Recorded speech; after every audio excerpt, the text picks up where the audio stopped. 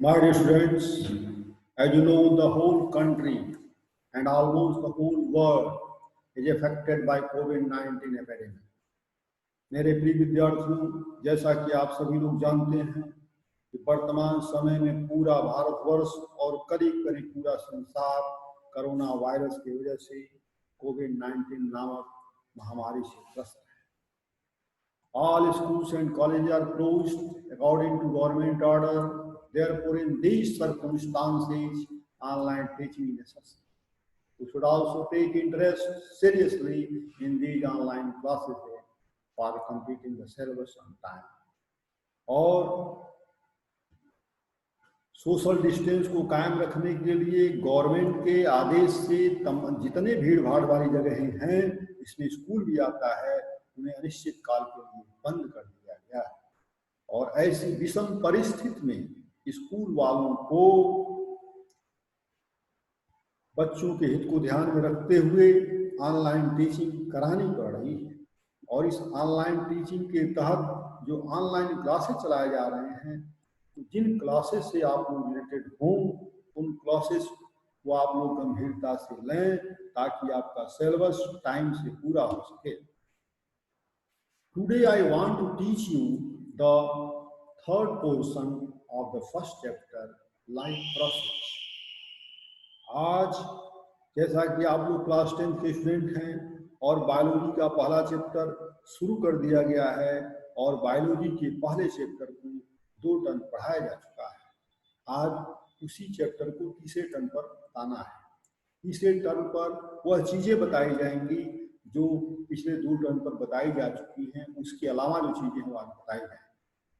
According to this teaching point, I will tell you the following remaining topics. इस teaching point के तहत हम जो बचे हुए टॉपिक्स हैं उन्हें बताएंगे और जो बचे हुए टॉपिक्स हैं उनके नाम इस प्रकार हैं। First expression, second reproduction and third growth. अब बारी बारी से इनके बारे में आपको बताया जाएगा। In same sequence, now I will tell you about the expression. The teaching lines are as follows. इसी क्रम में मैं आप लोगों को एक्सप्रेशन के बारे में बताऊंगा। एक्सप्रेशन मीन्स होता है उत्सर्जन।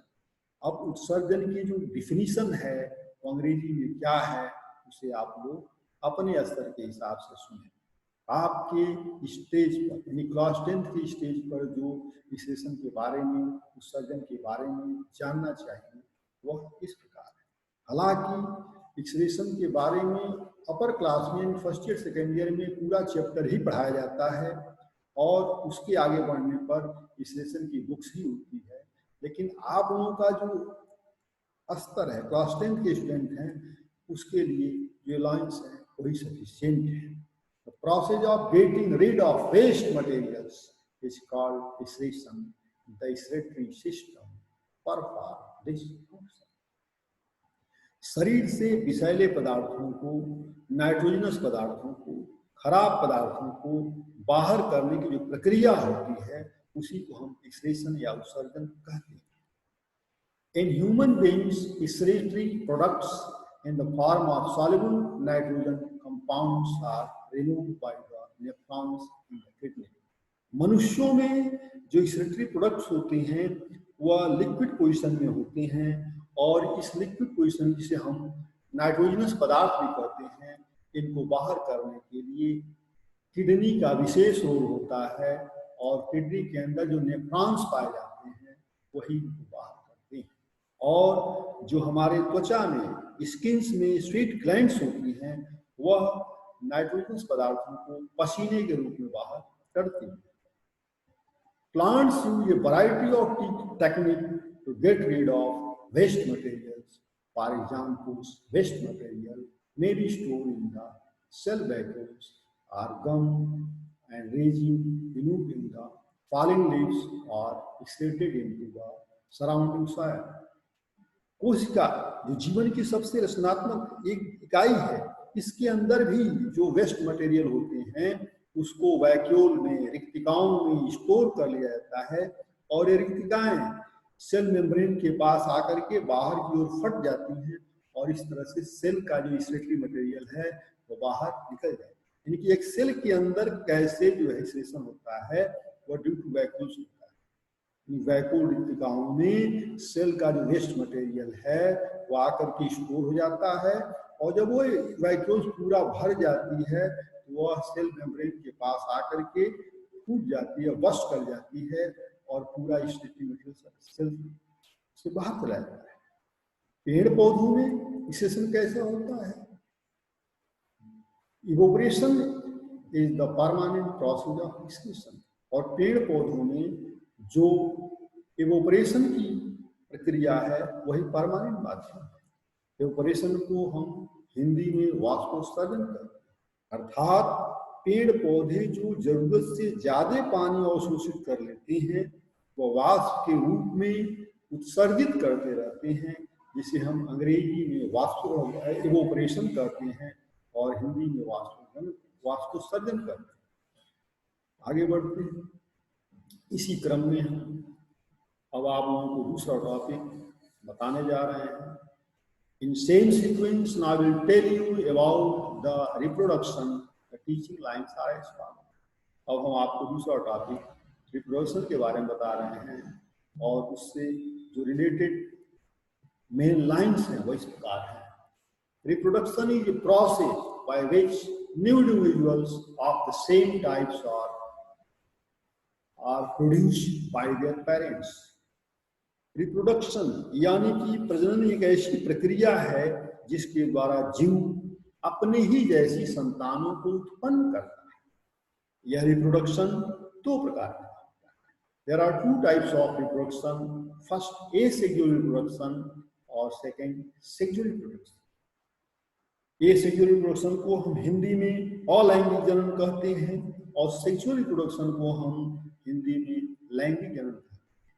प्रायः छोटे प्रकार के जीवों में यानी कि निम्न स्तरीय वनस्पतियों और जंतुओं में एसेक्सुअल रिप्रोडक्शन होता है, और उच्च कोटि के जंतुओं एवं वनस्पतियों में प्रायः सेक्सुअल रिप्रोडक्शन लैंगिक जनन होता है। In same sequence, I will tell you about the growth.